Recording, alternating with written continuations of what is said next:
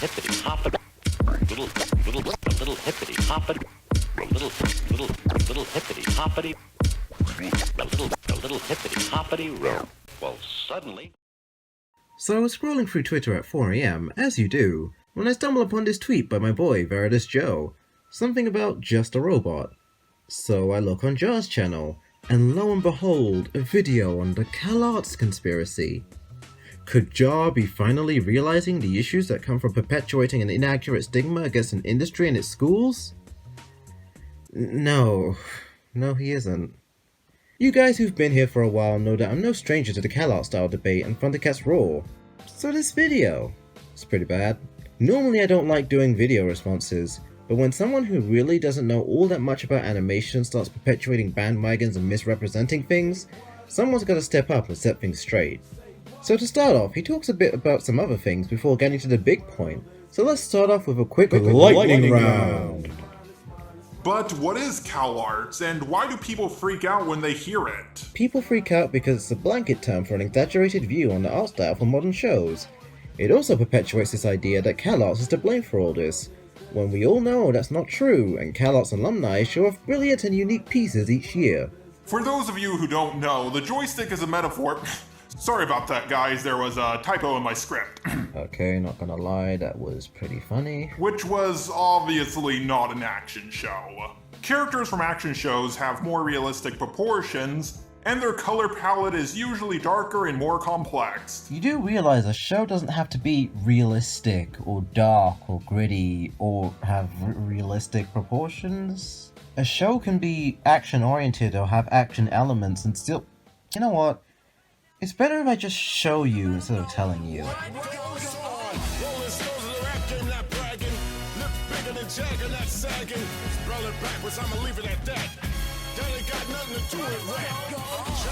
Expose those cats who pose as heroes, take advantage of blacks. The government's gangsters, so cut the crap. A war going on, so where y'all at? Fight for power, cause great responsibility. F the police, who's stopping you from killing me? Disasters, fiascos, a loop by PE. If it's I instead of we believe in TV. Spreading riches, bitches, this new thing about snitches. Watch the masses move as the masses switches. System distant, but barely missed her. My sole intention to save my brothers and sisters. Get up! Just like that. Get up! Just like that. Get up! Just like that. Get up! Just like that. That was a little self-indulging. Harder than you think is a beautiful thing. There's more examples of this I didn't put in there. Adventure Time, Danny Phantom, Ball Masters, Rick and Morty, this list goes on. You can't even compare Thundercats Roar to the other two Thundercats cartoons. Yeah, because it's not out yet. I love how in all of that he doesn't show a single storyboard action scene. He shows one. Laser beam. Pew pew. This show is all about praise and love for the original show. The intro's gonna be good. No, it's going to be exceptionally good. You ever heard of show don't tell? Don't tell us how good it's going to be. Show us how good it's going to be. You can't show much of a show that is nowhere near finished. It was obvious by this point that very little of the show was done since they only showed the promo, which I feel wasn't too bad, but it had a few glaring issues, and the intro, which looked real nice, though intros usually do.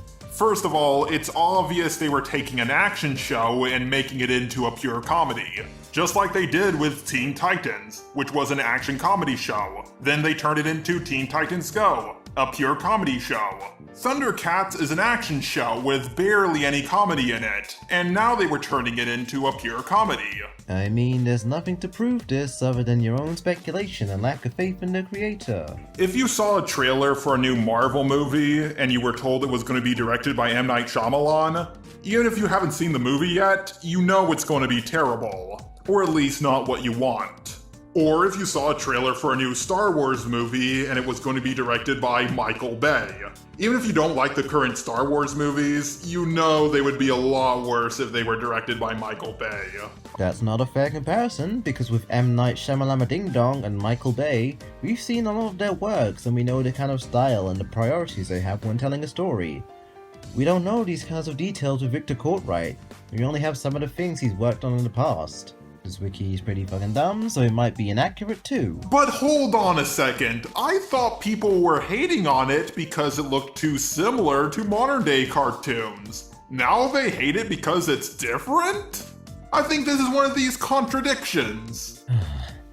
Hating the show because it's too different to the originals, and hating the show because the art style is quote-unquote the same as every other modern cartoon.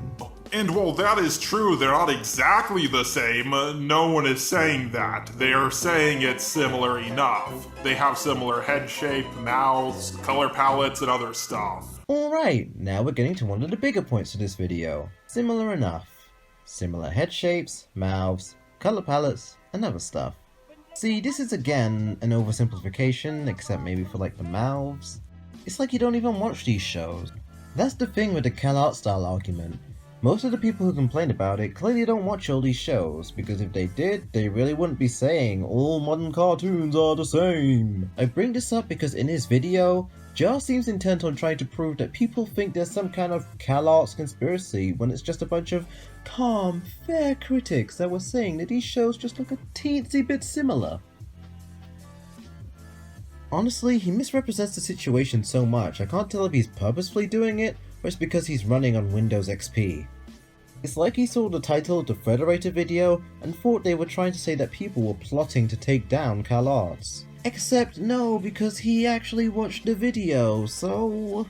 Some people have even gone as far to say that this is all a calculated move to push this art style for reasons that remain unclear, to be honest. I don't know about you guys, but I haven't seen a single video of someone making a CalArts conspiracy. No, that's wrong! I have. I spoke about it in my cartoon controversy video. Some meathead going on about how it's the industry standard. People actually think this. People with large audiences who will believe what they're saying, and continue to perpetuate this stigma against both the animation industry and this school. People are acting like this is the downfall of animation. The SJW Tumblerinas are killing it, oh no!